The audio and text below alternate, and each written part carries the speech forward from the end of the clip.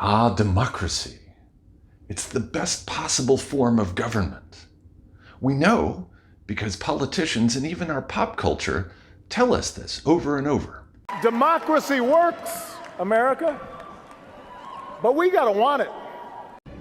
Don't make me kill you. Anakin, my allegiance is to the Republic, to democracy! Should we vote? Yes. I'm down. No, that's fine. All right, it is time to vote. The way the story is often related. Democracy was the unique creation of the classical Greeks. They passed it along to ancient Rome, and from there to Europe during the Middle Ages, the Renaissance, and especially the Enlightenment. By the modern era, democracy reached its fullest expression in the governments of the United States, Great Britain, France, and the other countries of Western Europe, which defended these values during the two world wars and the Cold War against the Soviet Union. But is that true? Is this portrayal of democracy as a system which was created, nurtured, and defended by Western civilization over the centuries an accurate representation of the historical record? Or is this view of democracy just BS? Let's talk about it.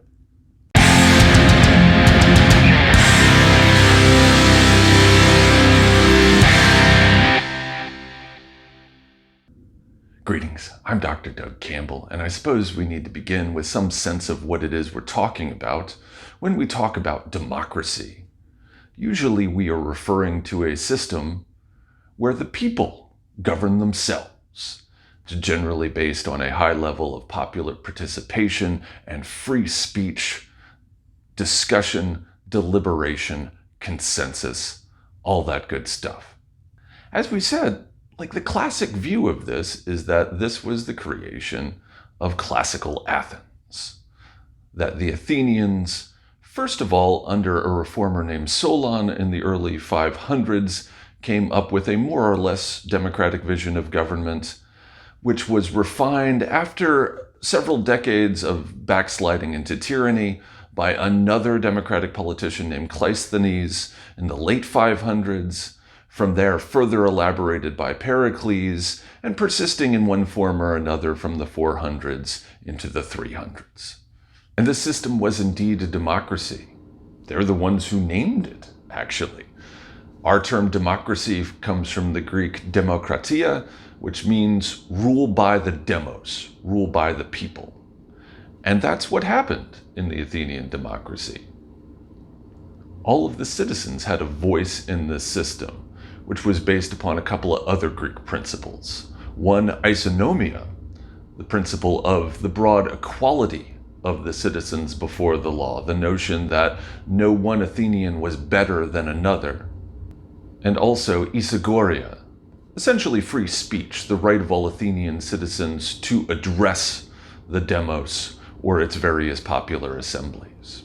In its mature form, the Athenian democracy was based on a process of sortition that essentially positions of administrative authority or on the various councils were filled by lot, that citizens were selected at random, which really demonstrates, I think, a great deal of confidence in the ability of the average Athenian citizen to make informed judgments and to weigh in on issues of importance before the demos. One institution that was really the bread and butter of the Athenian democracy was their system of juries, that the Athenians themselves would decide matters of law in important court cases. In any given year, 6,000 Athenian citizens were selected from the demos to constitute the jury pool. For particular trials, 501 traditionally was the number of jurors selected from that pool to sit in judgment. The idea being that you needed so many people so it would be immune to bribery or influence from the wealthier members of Athenian society. And these juries rendered their judgments on the basis of broad interpretations of the notion of dike, the Greek term for justice, rather than narrow rulings on the basis of the letter of the law. So it sounds pretty cool. Certainly democratic, a lot of popular participation. How uniquely Western was the notion of democracy, however? And that really depends on how you define democracy. Even if we're talking about a formal, well set out system like the Athenians had, it wasn't even unique in Greece. There were plenty of other, dozens indeed, of Greek city-states that had democratic forms of government, although the Athenians were probably amongst the most radical when it came to that. There seem to have been influences on Greek democracy, though. Thousands of years further back in the history of the region, if we look at the ancient Mesopotamian city-states in Sumeria and later Babylonia, there does seem to have been some sort of system of popular representation where you had assemblies in city-states representing the residents of those cities. Some scholars have termed these quote-unquote primitive democracy. It's not entirely clear how much input your average city resident would have had in an ancient Mesopotamian city-state, but it was at least some.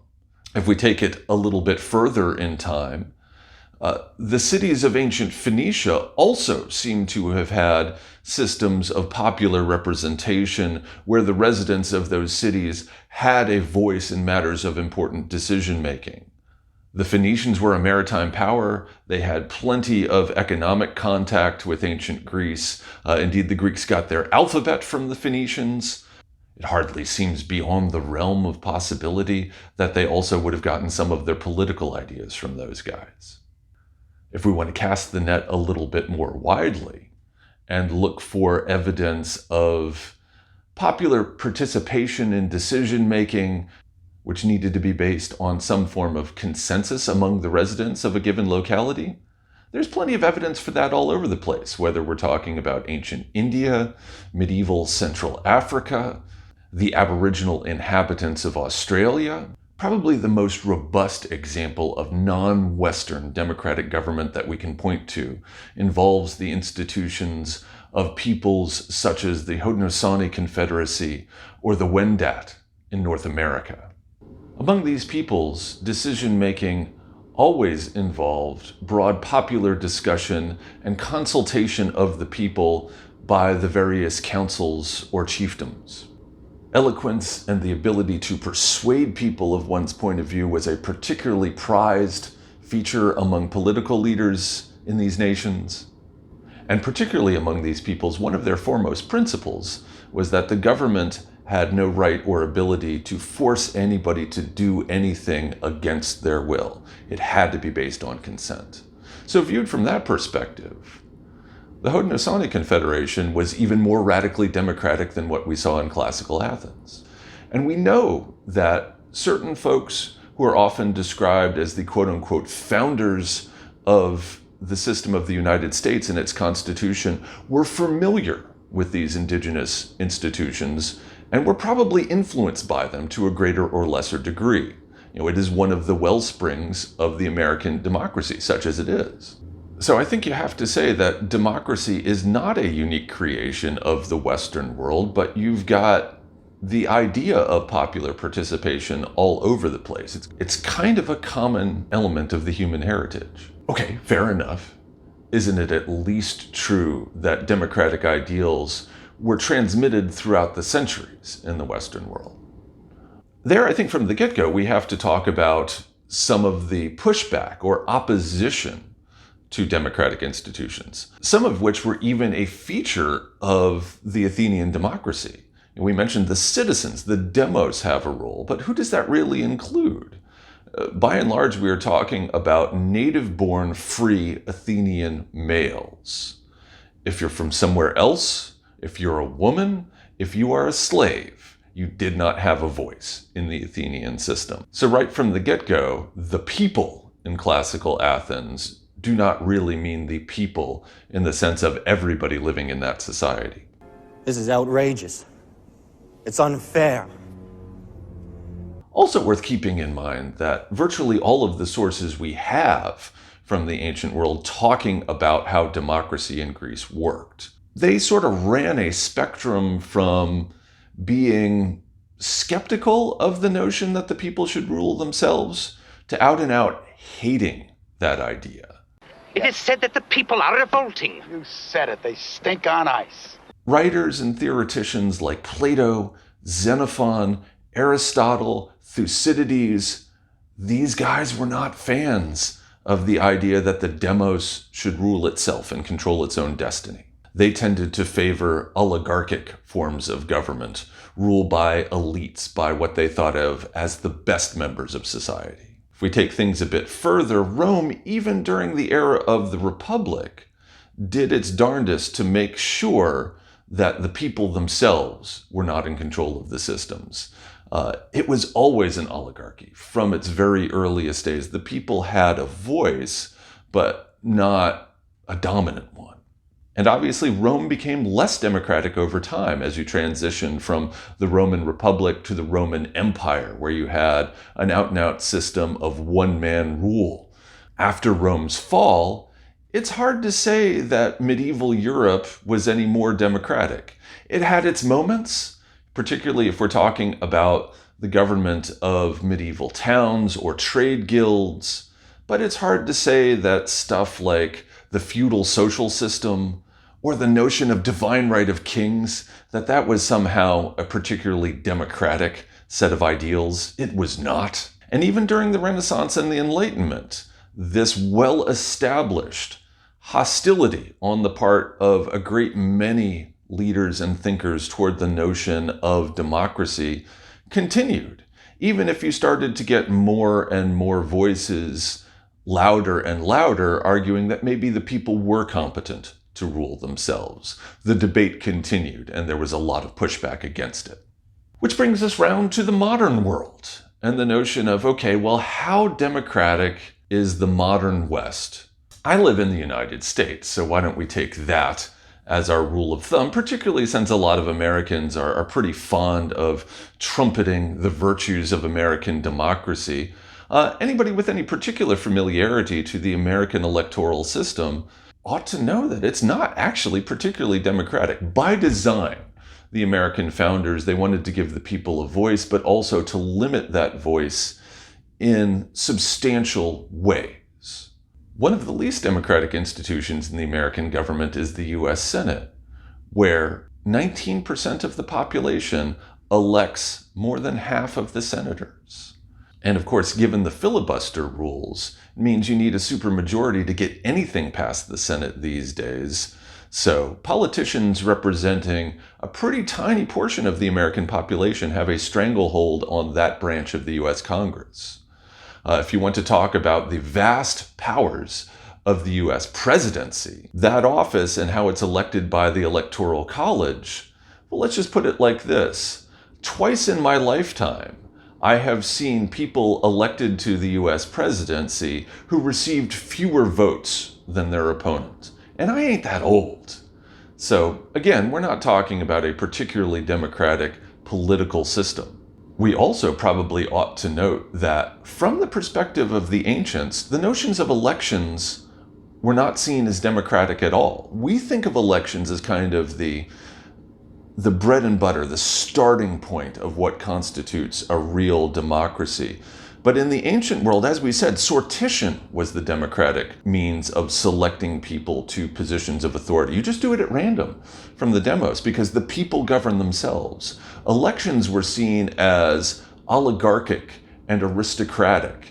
It provided the people with a pool of elites from which to choose. But it was always the elites. It was always, that sort of cream of the crop, the blue bloods, rather than just everyday folks who are actually making the decisions. The Senate will decide your fate. I am the Senate. So I think from the perspective of the ancient world, they wouldn't look at the system in the United States, or indeed Great Britain's parliamentary system, or the system that is in place in the French Fifth Republic. That would not look to them like what they meant by rule by the people. Those would look to them like oligarchies, which are to say systems dominated by small groups of wealthy elites. One other point to consider is that the majority of people living in the modern world spend a great deal of their lives living in systems which are actually sort of dictatorships.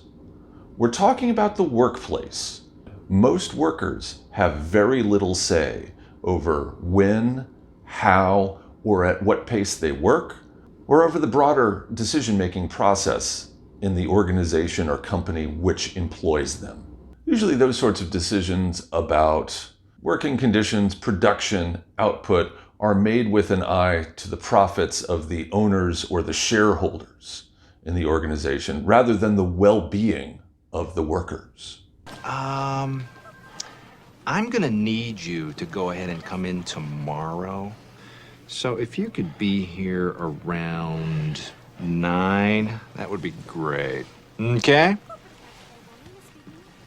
Oh, and I almost forgot.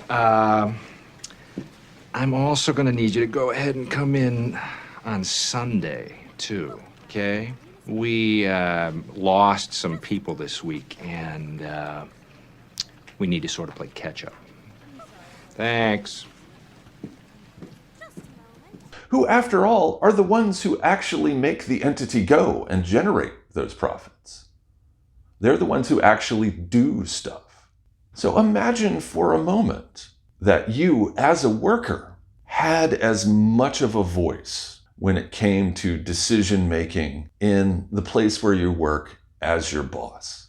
Imagine that your opinion counted for precisely as much as theirs. While we're indulging in flights of imagination, let's imagine there are no bosses at your workplace at all, that it's just you and your coworkers who make all of the decisions by discussing things over with one another and arriving at a consensus among yourselves and doing what is best for you guys. And I think to myself, what a wonderful world. Sounds pretty democratic to me. And I suppose you could look at that and say, well, are the workers really competent to make those sorts of decisions? Or, maybe they don't have the sort of big picture view that is necessary to truly guide a company or an organization, and they're going to bankrupt it in a very short amount of time. I mean, I suppose that's an opinion that is worth debating. I think what is not debatable, however, is that if you hold that sort of opinion, you're actually not that much of a fan of democracy, no matter how you would prefer to think about yourself. If you don't support the right of people to make decisions in matters that affect their lives on a daily basis, I don't see how you support the notion of democracy. Recommended sources.